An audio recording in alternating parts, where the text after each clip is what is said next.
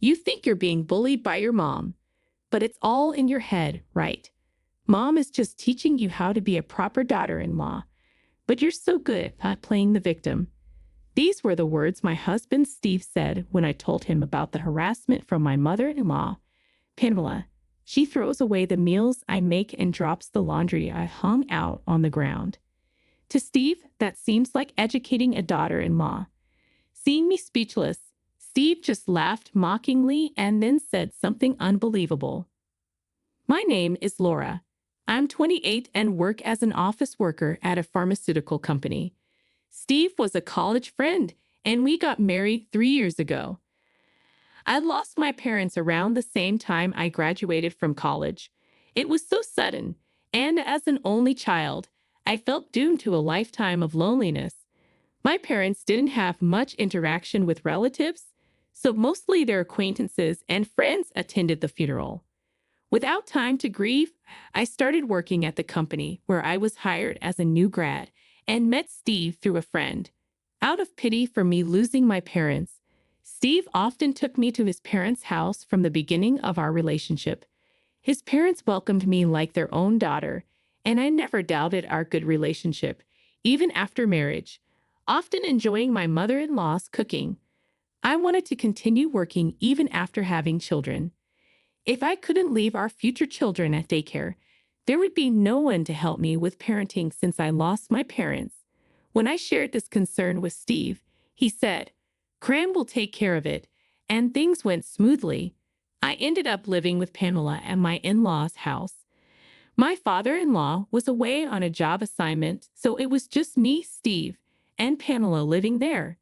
Things were fine at first, but after 3 years of living with my in-laws and not being able to conceive, Pamela's attitude towards me changed noticeably. She would say, "Laura, how many times do I have to tell you? You're the youngest in this house, so you should do the housework." On weekends, Pamela would always push her cleaning and laundry onto me. Even though I was living in their house and doing most of the household chores, Pamela just didn't seem to like me. She would purposefully drop my freshly laundered clothes in the yard and dirty the wash dishes, making me wash them again. She constantly nagged me over trivial things and lectured me about not being able to provide grandchildren yet. I was already feeling broken inside, and Steve's lack of understanding made it worse. I repeatedly told Steve about Pamela's harassment and insults, but his response was always, "You're imagining things, overthinking it." At that time, Pamela never harassed me in front of Steve, so maybe he couldn't believe his mother would do such awful things. But even without that, Steve's attitude was unacceptable. It was as if Pamela was the victim and I was the villain, making me realize I had no allies in my in-laws' house. Once Steve showed he didn't believe me, Pamela's harassment intensified. What used to be done behind Steve's back now happened even in front of him, like verbal abuse and harassment. Finally became pregnant around this time, but even as the tough period of morning sickness passed and I entered a stable phase, my heart wasn't light. Going on maternity leave and being constantly subjected to Pamela's relentless harassment, and Steve not only disbelieving me but joining Pamela in belittling me were the main reasons. Even Steve, who was so happy when he first found out about the pregnancy, now joined Pamela in calling me a woman who does nothing but eat and sleep. I knew stress was bad for the baby, but I saw no solution. Despite the situation, the only person I could turn to for help was Steve. I decided to have a serious talk with him, recounting all the mistreatment from Pamela and hoping for a change in his condescending attitude for the sake of our unborn child. I picked a weekend and approached Steve, who was relaxing in the living room. "Hey, there's something I want to talk about." As I said that, Steve lazily lifted his face from his mobile phone. "Lately, both you and Pamela have been really cruel to me, and when Pamela harasses me, you just ignore it and pretend it's not happening. Can you stop doing that?" Steve, seemingly unsure whether to listen or not, stared blankly into the distance, then mockingly focused back on me. That's just you overreacting. What mom does isn't harassment or anything.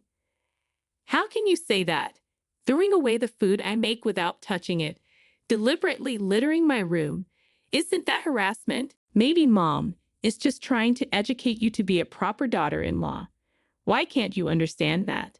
Steve's words made my vision blur with disbelief. I unconsciously placed my hand on my stomach and looked down. There's no way I can raise a child in this awful in-law's house. Steve and Pamela's mindset will definitely have a bad influence on the child. Maybe it's normal for you and Pamela, but it's hard for me. I'm at my limit. My hand on my stomach trembled slightly. My anguished cry tore through me, but it didn't reach Steve. All that came back was his mocking laughter. At my breaking point, Steve said, "If it's so bad, why don't you leave? Neither mom nor I would be troubled by your absence." Steve's unexpected suggestion stopped my thoughts for a moment. But then I exclaimed, "Supporting my belly? What are you saying?" "I'm pregnant, you know." Steve looked at me as if to say, "So what?" and let out a dry laugh. "Ha, that's right. You have nowhere to go if you're kicked out. Poor thing, with no parents or a home to return to, you have no place to rely on." Steve's mocking voice echoed in my ears. I bit my lip and glared at Steve with anger in my eyes. "What's with that look?" Overwhelmed by my intense gaze, Steve looked slightly displeased. "I'm going back to my parents' home," I said. After a moment of silence, Steve burst out laughing. "Go back if you can. You'll probably end up sleeping on the streets, talking big about going back to your parents' home." As Steve's laughter continued, I pulled out a large Boston bag from the closet and started packing clothes and valuables. Steve seemed to believe I had no place to go other than his parents' house. He thought that even if I said I would leave out of stubbornness, I'd ultimately have no choice but to return. Pamela, hearing the conversation, came over and said, "It's your fault for not following our house's rules." Like Steve, Pamela seemed to be saying I should leave if I didn't like it. I had no intention of ever returning to my in-laws' house. Once I settled down after leaving, I planned to send divorce papers. After packing, I muttered to Steve and Pamela, still laughing unpleasantly, "Goodbye." I had decided then to raise this child on my own. They would never see the face of my unborn child. A year has passed since I left the in-laws' house. I successfully gave birth to a girl and am struggling with parenting alone. I haven't returned to the in-laws' house. 3 months after leaving, I sent Steve divorce papers, which were processed without issue. I'd also requested child support at the same time. But Steve hasn't paid child support, so it seems I'll need to talk to a lawyer and negotiate with him in the future. Trying to lift my sinking spirits, I looked up at the towering high-rise in front of me.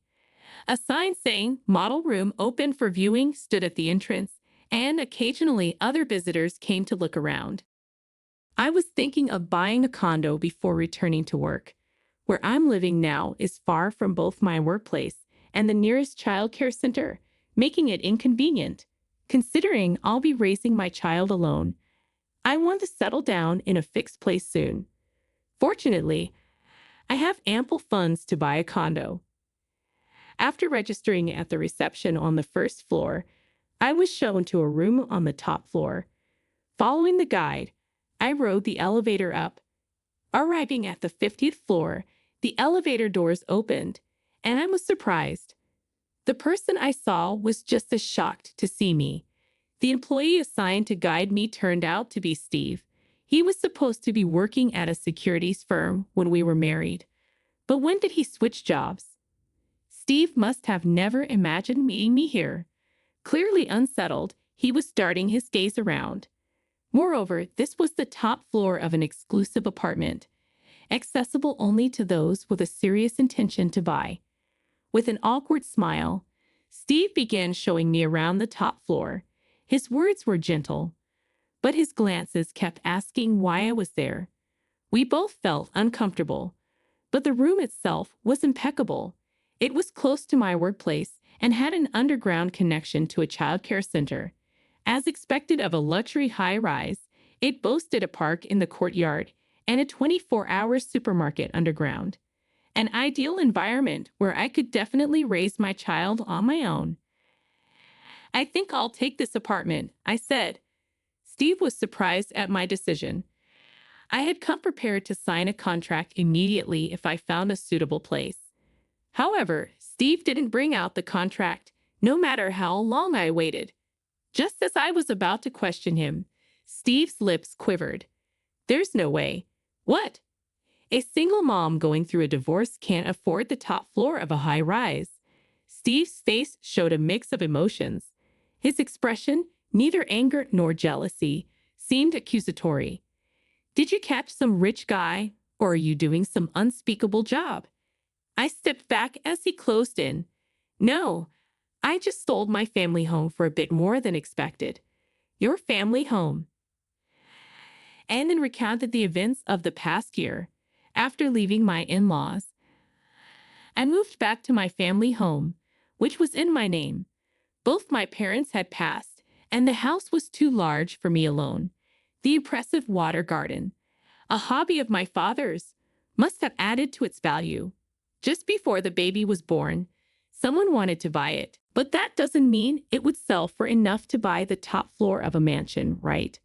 Steve's skepticism was understandable. The house was old and showing wear.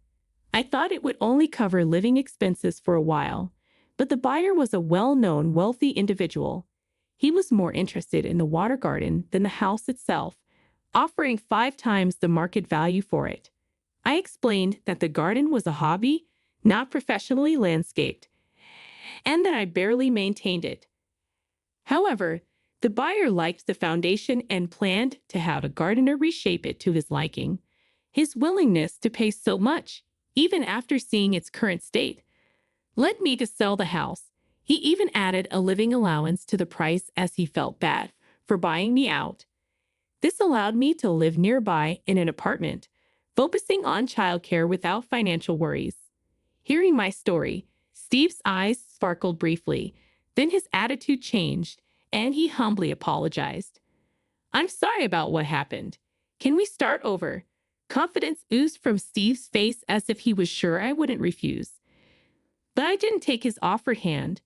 "I can raise my child and live well without you. I have no desire to live with someone who looks down on others." At that moment, Steve's face turned to anger. His face reddened as he glared at me. "You're refusing my offer to remarry you?" A colleague with the contract appeared behind Steve, perhaps curious about our long conversation. I glanced past Steve to greet the colleague, but Steve seemed oblivious. A woman being rich is just wrong. Women should just quietly support their men and stay at home. The colleague's face went pale. I silenced his attempt to intervene with a look. "Is that all you wanted to say? So you think you can look down on me now that you're rich? You were better off as a lifetime servant in your husband's house." I sighed and turned to the employee standing frozen with a stack of contracts and documents. "I can't make a big purchase from a company that employs someone who talks like this." At my words, Steve finally turned around. The employee, realizing he was being addressed, rushed over and profusely apologized, almost scattering the documents in his haste. "I'm so sorry. My subordinate was incredibly rude to you." "Come on, you apologize too," urged by his boss. Steve seemed to finally grasp that things were going badly. He apologized repeatedly along with his boss. "Please stop," I commanded.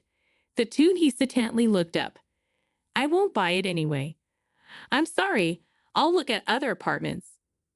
Their expressions turned to despair at my words. "Wait, I take back everything I said. Just this contract. Do you really think I'd make a deal that benefits you after all you've said?" Steve looked defeated. The outcome was clear. It was a loss for Steve, who knew nothing but to look down on others, and the boss, who probably hoped that our being ex-spouses would smooth things over, hadn't stopped Steve's tirade. I didn't feel much sympathy. I liked everything about the apartment, its location, its layout, but it couldn't be helped. I didn't want to spend my money at a company with such people. Leaving them, I bowed and left the room.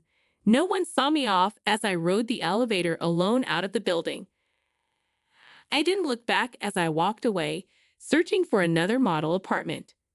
Later, I heard through Pamela that Steve had not only lost the big contract for the top floor of the high-rise, but also faced a pay cut and demotion for his verbal abuse towards me, a client, leading to his resignation.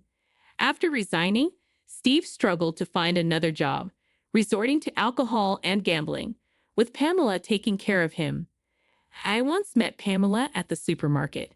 My son isn't working and stays at home taking his anger out on me. I'm sorry for everything. Please remarry him and come back, she pleaded. I quickly responded, why don't you leave the house if it's so bad? Pamela's face fell in despair, and I felt a slight sense of relief. I purchased an apartment in a different building and returned to work after putting my child in childcare.